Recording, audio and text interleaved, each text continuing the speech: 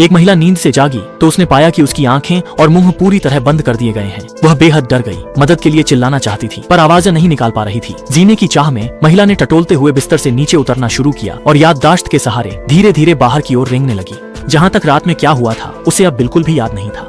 कड़ी मशक्कत के बाद वह कमरे से बाहर निकली, लेकिन गलती से दीवार पर लगी पेंटिंग गिरा दी। महिला ने इस बात पर ध्यान नहीं दिया। उसने रेलिंग कसकर पकड़ी और सावधानी से नीचे जाने लगी। जैसे ही वह पहली मंजिल पर पहुंचने वाली थी, उसका पैर कांच के टुकड़ों पर पड़ गया। महिला दर्द से तड़प उठी, लेकिन वह कोई आवाज नहीं निकाल सकी, इसलिए दर्द सहते हुए आगे बढ़ती रही।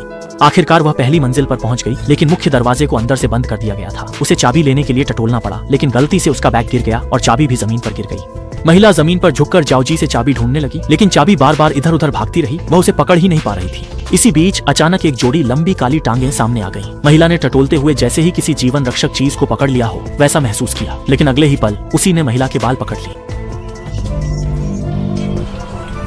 स्पीकर 1। असल में सारी मुसीबत की जड़ उसकी अपनी बेटी निकली। रात को बेटी रसोई में स्वादिष्ट व्यंजन बना रही थी। उसने खाने की मेज पर भरपूर खाना सजाया था, जैसे कि वह किसी का इंतजार कर रही हो। इसी समय एक आदमी अंदर आ गया।